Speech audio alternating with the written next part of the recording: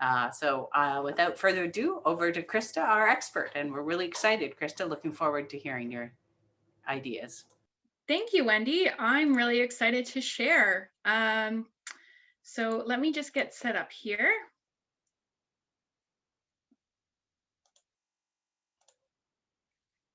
Okay, so hi everyone. As Wendy said, my name is Krista. My pronouns are she, her, and I'm the communications coordinator with PrevNet.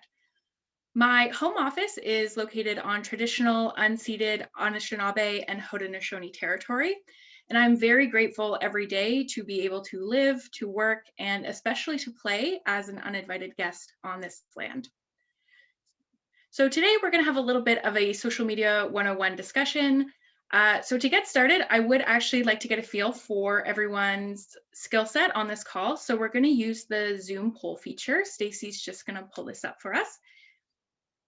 And if you could just give the best answer for you and your project.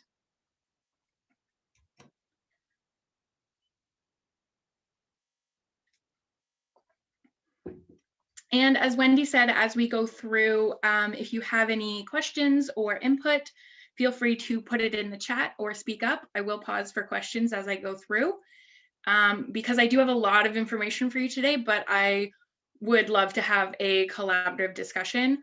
I am not an expert, and I love learning about social media from other people's experiences. Okay.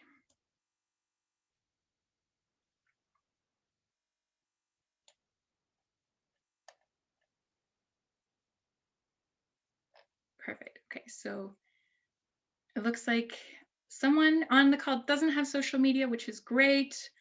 Most of you do, also great. Everyone's on Twitter, Instagram, and Facebook. And most people just have about an hour a week for social media, which is perfect because I'm going to help us learn how we can post on social media with only a few hours a week. So let's get going.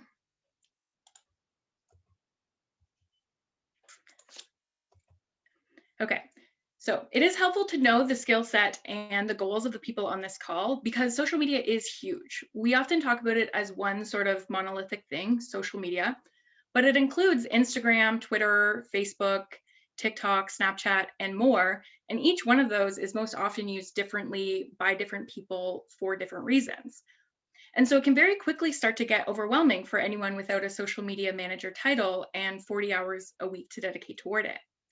But as I mentioned, luckily we can make beautiful and engaging social media content to connect with our audiences, even if we only have a few hours a week for it, or even fewer.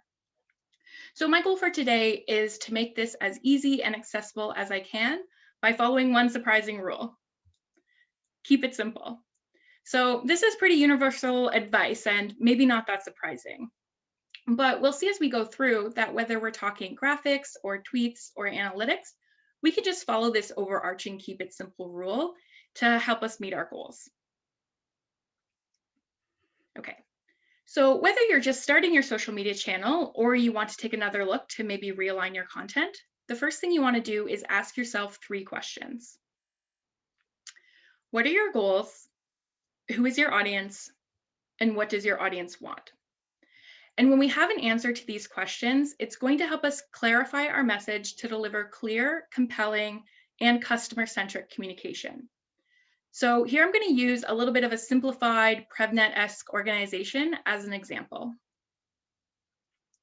So what are your goals? To share evidence-based strategies for preventing youth dating violence. Who is your audience? Educators and youth-focused organizations and programs. And what does your audience want? To apply these evidence-based strategies to their work. And so now we know who our audience is and what they want, and we can position ourselves as the people to provide it to them in alignment with our goals. And so when we're creating our posts, we're always keeping this in mind. So this is going to give us the customer-centric part of our communication. But we still need the clear and compelling. And so this is where we keep it simple. So Donald Miller, in his book, Building a Story Brand, says that within 5 seconds of looking at your marketing piece, your audience should be able to find an answer to what you offer, how it will make their life better, and how they buy it.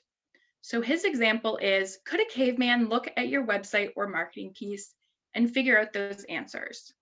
You sell headache medicine, you make me feel better fast, me get it at Walgreens. And for many of us, we're not exactly selling a product, but the concept is still the same. And so if I were to apply this example using the PrevNet-ish organization that I just gave, the caveman could maybe grunt, you share strategies for preventing youth dating violence. I can apply these strategies in my work. I find them at your website. Okay, so now we know our audience. And so I have a few more tips for how to engage with that audience. So number one is choose the right platform for your audience. If it's adults, parents, educators, you'll find them on Facebook, Twitter, and Instagram. And for youth, the top platforms right now, TikTok, Instagram, and Snapchat. And so if you don't want to add another social media account to your posting schedule by creating a TikTok account, I would definitely suggest looking into Instagram Reels, which is short form videos similar to TikTok, to any of your content that's aimed at youth. Some other more standard social media rules for engaging with your audience: always respond to messages and comments in a timely manner.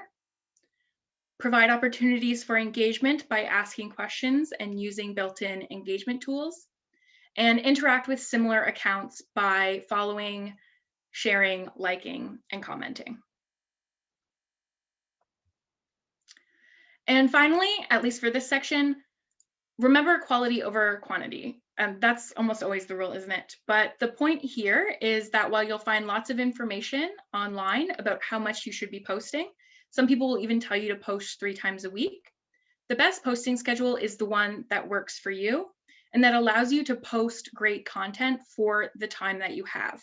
So if we only have an hour a week, that's fine, because we're going to spend that hour making good quality content that's going to resonate with our audience. Because remember that people prefer clear, concise messaging and do not like noise. So they'll want to tune out or gloss over any posts that if they're seeing too many, or they don't relate to them, or they don't find them interesting or helpful. Okay, so that's the engaging with our audience section. Are there any questions at this point? I'm just trying to navigate over to the chat box because I think I have one. Yes, I will share a link to the slides, as well as I think there's some links and resources throughout that I can collect into one document and share. Okay. I have a question, Krista. Yeah. So at the beginning, when you're like know your audience and what do they want, how do you know that? Like, how do you find that out? I think that's going to come. That's you will make that up. I mean, you don't make it up, but you'll know based on your organization and what you want to share. You kind of create what your audience is, and what you want them to know, and then build from there.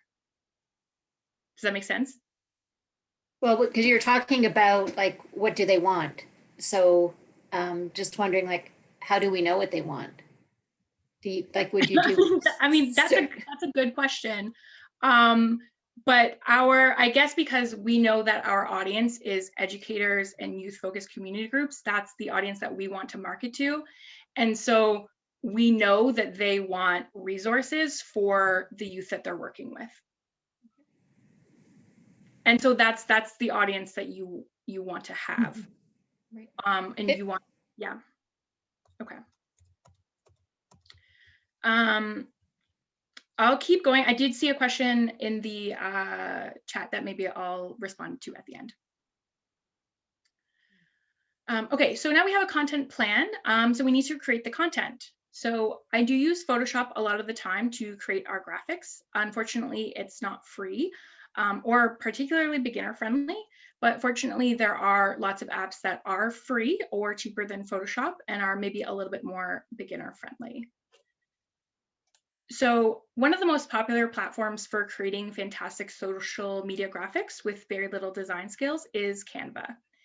It has customizable templates for Instagram and Facebook posts, Instagram stories, Twitter images, and even posters and PowerPoint slides. And the free version does have lots of features, but there are paid versions for even more options.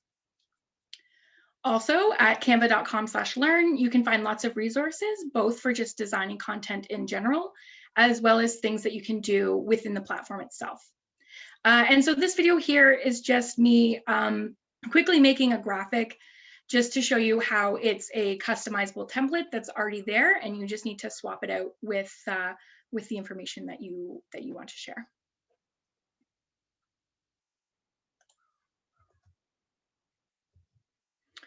So another app that I like to use specifically for creating Instagram stories is called Unfold. And Unfold also allows you to choose images in the app right from Unsplash, which is another fantastic free photo website that I highly recommend. If you don't want to pay for stock images from a website like iStock, Unsplash is a great resource.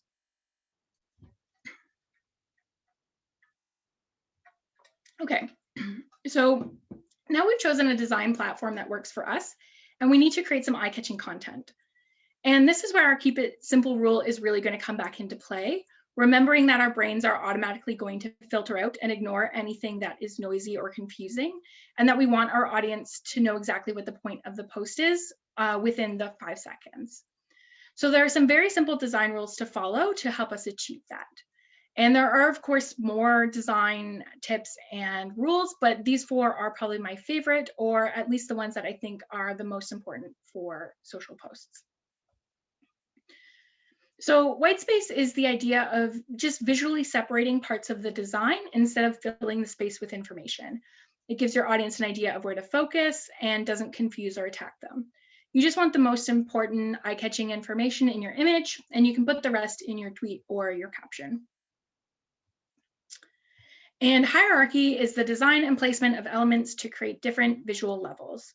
So in the case that you do need to have a fair amount of text in your graphic, it's good practice to have at least 3 levels of hierarchy using different font sizes, styles, weights, and colors.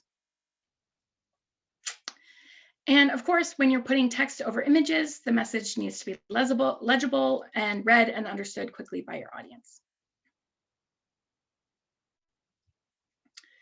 And of course, brand consistency is key. So know your brand colors, excuse me, and use them in everything you do. It might seem counterintuitive. Sorry, I'm going to mute myself for a second. Sorry, so it might seem counterintuitive to want to appear predictable, but I like to think about it like this. I want people, or our followers, anyone familiar with PrevNet, to know that a post is from PrevNet before they even see our username. So I use our logo colors, blue and red, as well as the same font in every marketing piece that I do. So this little branding piece I actually just made quickly in Canva. You can do the same. And then you can save that to pull your colors out for everything that you're making. Also, once you have your voice, the tone you use to write all of your posts, try to keep that consistent as well. Of course, it can be hard to find your voice and it takes practice. I'm still working on it. And whether you want it to be more buttoned up and serious or more casual, it's just entirely up to you and your organization and your preferences. Because of course, these are all just guidelines, and the fun part about social media is that it's all just a big experiment. So I've worked in past positions, working with an external marketing firm to create Facebook ad campaigns. And the way that we did that was by creating one ad that had a landscape picture with a certain tone and a certain call to action, and another ad that had smiling people in it and a different tone and a bit of a different call to action. And we ran both of them at the same time and then analyzed how each ad was doing and created our future ads based on that. And so that's something that you can do as well, as long as you keep in mind your goals and your audience and your general design rules. just you can just play around with the types of posts you do in your schedules and see how your audience responds. And if something doesn't work, then you learn something. And if something does, then that's amazing. Okay, I'll just check the chat here for some questions. Okay, so Stephanie asks about what do you recommend about engaging with inflammatory posts? So I'm guessing you mean if people comment like negative things on your posts? Yeah, I was just following up on you were saying to always make sure to respond. And I am always on the fence about the kind of inflammatory ones. And so I've kind of taken this is usually on Twitter. I never respond to ones where someone's got an account that's specifically only to comment about one particular thing, and I just ignore them. And I'm never totally sure if that's the right approach or if I should engage or, yeah. Yeah, I think, and definitely you should be engaging with the audience that you want to have. So people who are sharing and commenting things that are positive, or if they have questions, then definitely respond to them positively and quickly. Whenever you have it's because it's almost always trolls. I don't recommend responding to them. Sometimes if the comment is really offensive or upsetting to people, I do just delete it so that other people don't have to see it. Or other times I just ignore it. They say don't feed the trolls. Sometimes if it's something that's kind of weird, but maybe not super negative, but you can just say, oh, I've sent you a DM, and you can just give them the information, answer their question in good faith. In a DM, so take it away from public into private and see if maybe they have, you can engage with them positively, but if not, then you can just ignore it. That's helpful, thank you. Okay. Haley is asking if there are some strategies for understanding sub-audiences or audiences within audiences.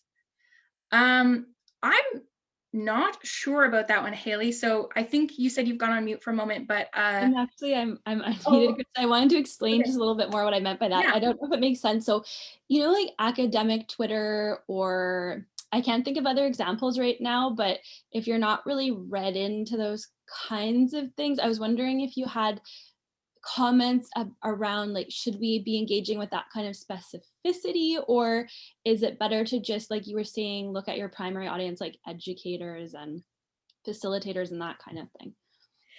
Yeah, it's a good idea to interact with any accounts that might have overlap with your audience. So in terms of making posts, you want to make posts that you think your audience is going to find helpful and that aligns with your goals. But in terms of interacting by following, sharing, and commenting, liking, anything that you think someone might see, oh, who is that person? If they're commenting on this account, we might have similar interests, then that's a good thing. That's a good thing to do so that you're having a wider reach. Okay, thanks so much. Okay. Okay. So I'll move on to tracking metrics. If I can advance my slides. Okay. So there are a lot of different metrics that you can capture and analyze to help determine how your social media posts are faring. And it can be really overwhelming when you first open up your insights page and see so many numbers and charts and graphs. Maybe you are a researcher and you like the analytics. I am more of a communicator and I do not like the analytics. So luckily we have our keep it simple rule, which is going to pare it all down to just a few important metrics. And so the metrics you choose are going to be based on your goals. And I think for most of us, our goals are going to be around awareness and education. So we'll focus on metrics that help us measure awareness and engagement. So the awareness metrics are mentions, shares, impressions, and post reach. And I will go into these in a little bit more detail in a minute. And our engagement metrics are engagement rate, amplification rate, and click-through rate. So to again put this into a sort of PrevNet-esque example to help explain why we would choose these metrics, if our goal is to raise awareness of healthy relationships, then our goal metric is an increase in followers, post shares, and impressions. And if our goal is to share evidence-based strategies, then our goal metric is an increase in click-throughs, because this means that people are clicking our links to access our resources. And if our goal is to raise awareness of PrevNet as a go-to resource, then our goal metric is a high engagement rate and amplification rate, because this means that other people and accounts are mentioning PrevNet and sharing our resources. So here I would like to mention, I haven't said too much about followers. It is of course important to grow your follower count, but it's also important not to just get caught up in just having a lot of followers. It's more important that the followers you do have are contributing towards your engagement rate and your amplification rate. So you can think about it like having, you're giving a TED Talk to 50 attentive people who love and are excited about your content and want to tell all of their friends, versus giving a TED Talk to 2,000 people who aren't really sure why they're there, and half of them are talking to their friends or they're on their phones. So you want that, that engaged audience that cares about your content. Okay, so I'll explain what these are, and then I can show you how to get them. So these awareness metrics are pretty straightforward. When you do access your insights or analytics page, they're all right there just to grab those numbers. So mentions is when another account posts, mention, or tags you. And shares is when another account shares or retweets your post. So this means that other people are talking about you, directing people to check you out, or sharing your resources. Impressions is the total tally of times the post has been delivered to someone's feed, and post reach is the total tally of unique views. So that means if I saw your tweet 5 times on my feed, your tweet impression would be 5 and your post reach would be 1. Okay, so this information for these engagement metrics comes from Hootsuite, which I've linked down at the bottom, and I will share afterwards. And I really recommend reading articles like this from companies like Hootsuite and Sprout Social. As I mentioned, I'm still far from an analytics expert, and so I really rely on these types of articles to help me out when it's time to collect my, my metrics. So your engagement rate is the number of engagement actions, likes, comments, and shares that a post receives relative to your number of followers. And it's important because a higher engagement rate means that your content is resonating with your audience. And so your engagement rate percentage can actually be more important than the actual number of likes and comments and shares. So according to Hootsuite, Facebook and Twitter typically have lower engagement rates, 0.5% to 1%, and Instagram can have higher, relatively higher engagement rates, 3% to 6%.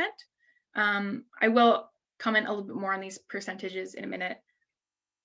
Amplification rate is the ratio of shares per post to the number of overall followers. So it's the rate at which your followers are taking their content and sharing it to their networks. So this is an important metric for us when we want to be sharing our ideas and our resources and education. And the click-through rate is how often people click on the call to action link in your post. And so I've read accounts with fewer followers, 50 to 1,000, can have up to a 6% click-through rate, and accounts with 1,000 to 5,000 followers will have a lower click-through rate at about 1.5%. But I think for these 3 metrics, with our percentages, it's more important to collect them year over year or month over month and compare them against each other to see our own growth, rather than comparing them to averages, because sometimes our content might be a little bit more specialized than something that's like, you know, news articles or products. And so it's just comparing to your own past posts if you're growing your audience and growing their engagement. Okay, so now we know what these metrics are, so we need to find them. There are paid platforms for gathering analytics, such as Hootsuite, but there are free built-in analytics tools for Twitter, Facebook, and Instagram that will work perfectly well for our purposes. So every Twitter user can access their analytics just by visiting analytics.twitter.com. And for Instagram, if you have a business account, your insights will be right at the top of your page, as well as the bottom of each image. And if you don't have a business account, it's pretty easy to switch it over. I just made a little video here. It's settings, account, switch account type, and then you can select your business account. And then that will start collecting metrics from the time that you switch it over. And for Facebook, similarly to Instagram, it's just right there at the side and the top of your business page. Okay, are there any questions?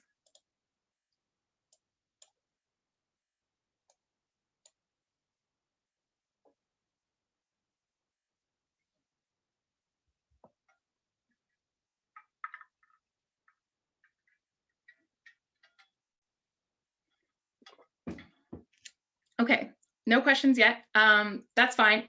So I did create more content in addition to the presentation.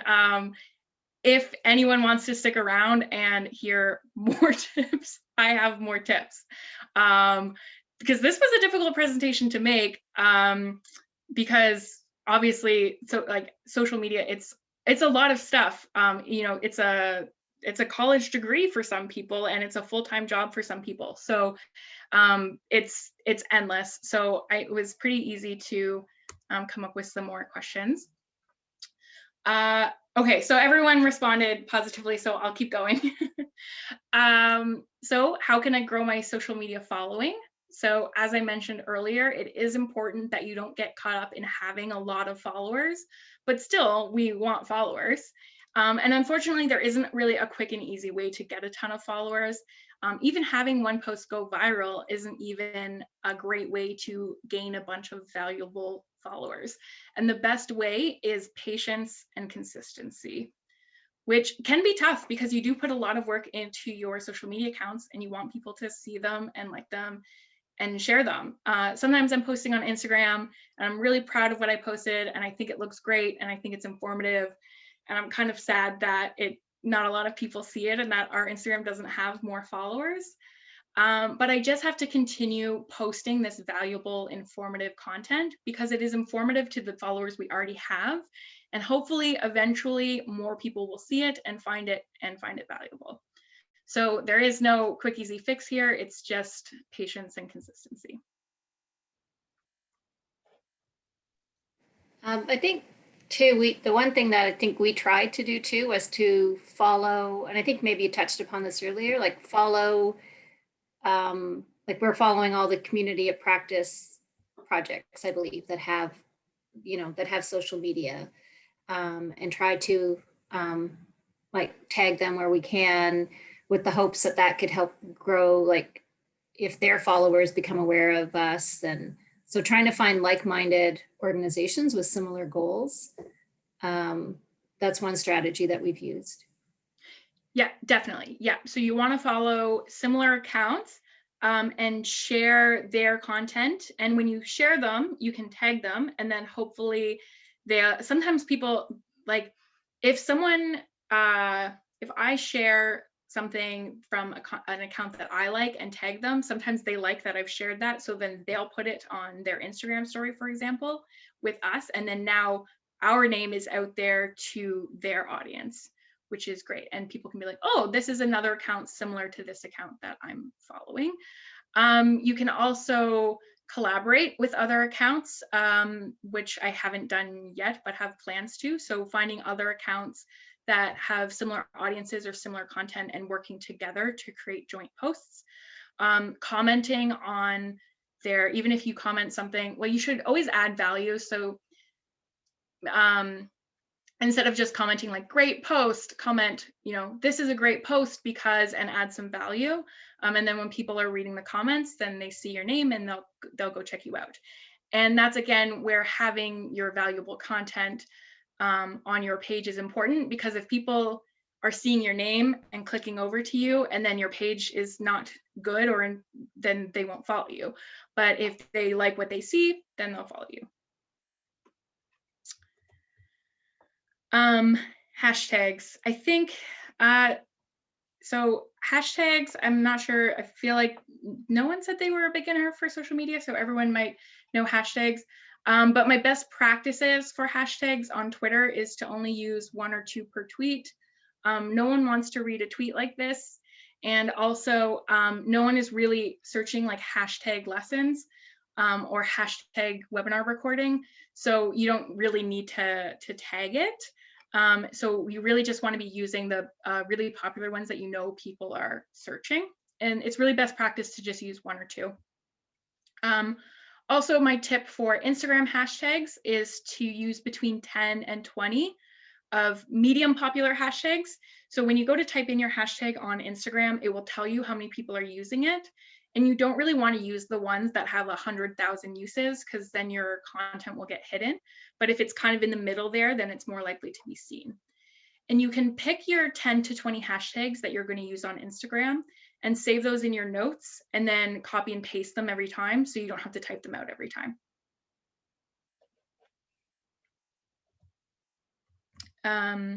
Okay.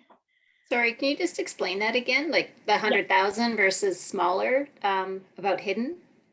Yes. So on Instagram, you can search by a hashtag.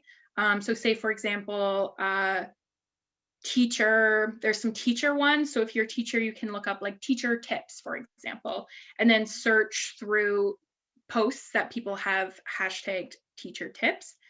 But if there's a hashtag that has 100,000 or more posts in it, which you can see when you type it in, it'll pop up.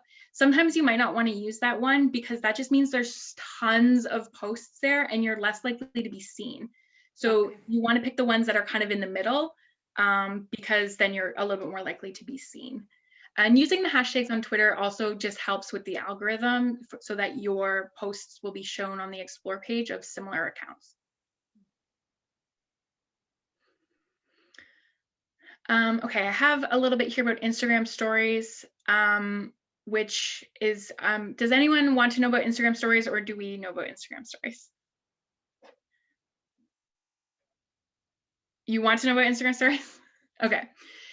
So Instagram stories are the pictures and videos that can be found at the top of your Instagram feed, instead of going into your main feed and onto your main page, and they disappear after 24 hours.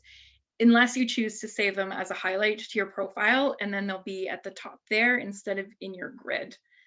So Instagram stories can be used for a variety of reasons, depending on the account and the user. I think a lot of people nowadays like their grid, their Instagram profile, to be neat and organized and kind of have a similar look and feel. So if you look at ours, it's all blue and red. And so if I have something that doesn't really fit in there, then I'm going to just put it in our Instagram story. Or if I'm going to share a post from another account that I think is interesting, I'll put that in my Instagram story. A lot of people also use stories as a way to highlight that they've posted something new, because they can get lost in the feed and people won't scroll and see them. But a lot of people click through all your stories they're right at the top of your Instagram feed. And so you can promote that you have a new post in your story. So Instagram actually has tons of features now. They have posts, stories, reels, which are short form videos, TikTok copycat, as well as IGTV, which is long form videos. And you can go live. And I just this morning discovered on someone's profile a new thing that seemed to be categories or lists that I haven't heard of yet or seen on anyone else's account, but I feel like they must be testing that to roll out. So there's tons of things that you can do on Instagram. And it seems like for best engagement and visibility, you want to try to be using as many of them as possible. So right now I'm testing out doing 3 posts a week as well as 2 stories, and hope to be posting some videos soon. Okay, there's some questions in the chat. So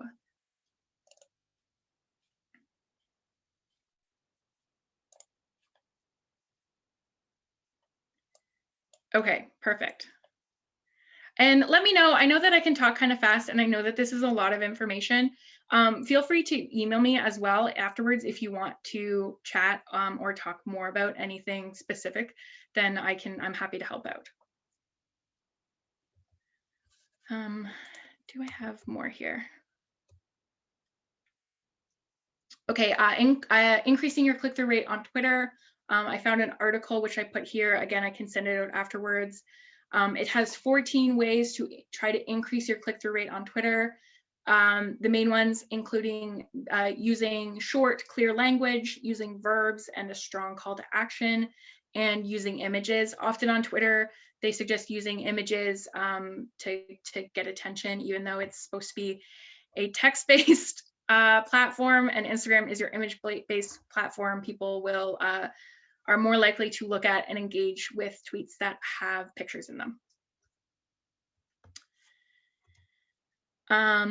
Best time to post on social media. So you can actually look at your social media analytics to see the times that your audience is most active. But some general knowledge around posting times, I don't know why, but the best day is Wednesday, and the worst day is Sunday. And you can also think about the times that people might be checking their social media. So during their morning coffee, during their lunch break, and after work, and post just before those times to get it into their feed. Also, going back to the idea earlier about just experimenting, you can play around with it. I kind of have consistent posting times right now, but I also think I'm going to try to change it up and try some different posting times to see if we get some better engagement. This might be, oh, there's another question.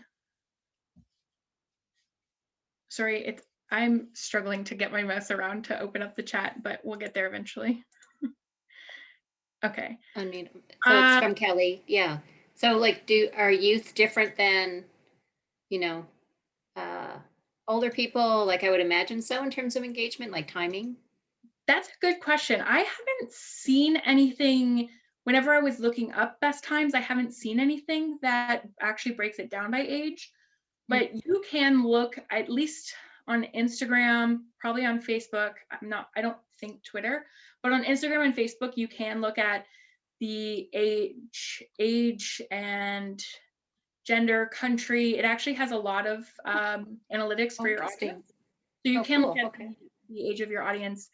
I'm not actually sure if you can look down at right down to the age and time. I'd have to look into that.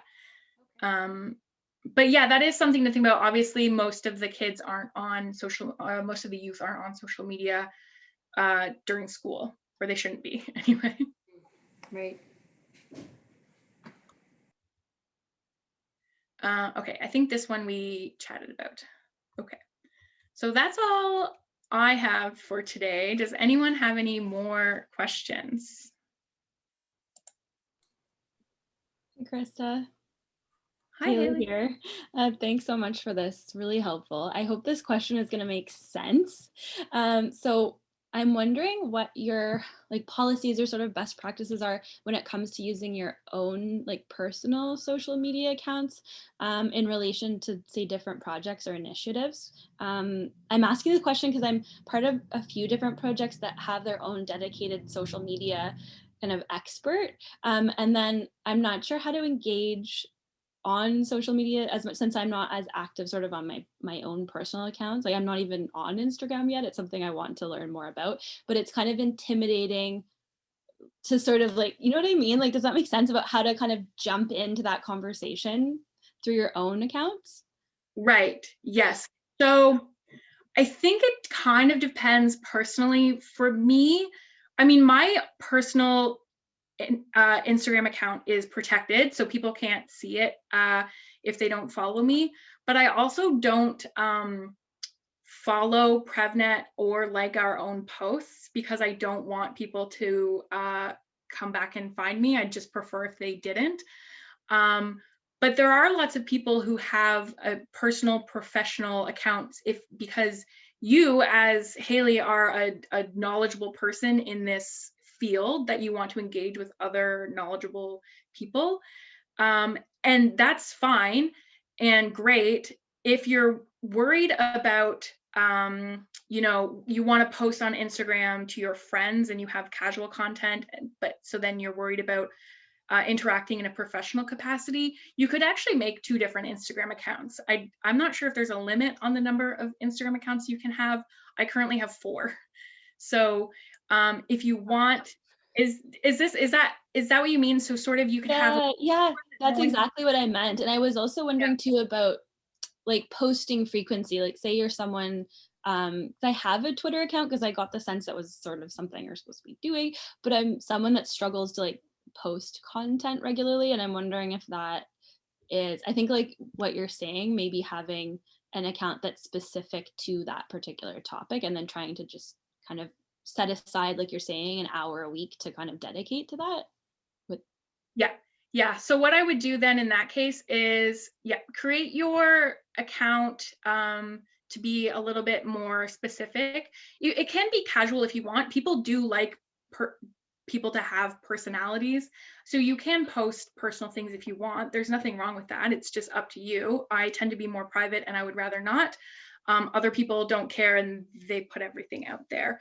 But yes, if you create a Twitter or an Instagram account that's just about your youth-focused work, and then just if you put aside, say 10 minutes in the morning when you're having your coffee or 10 minutes at the end of the day, whatever you want, to scroll through and interact with similar accounts by liking or retweeting or commenting, then that's going to keep your account active and keep people kind of knowing about you and what you're doing.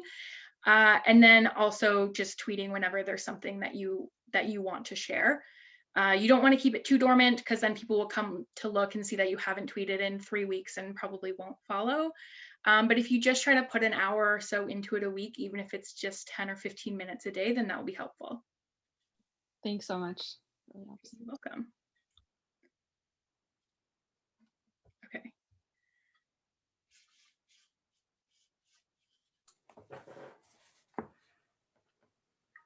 Any other questions for Krista?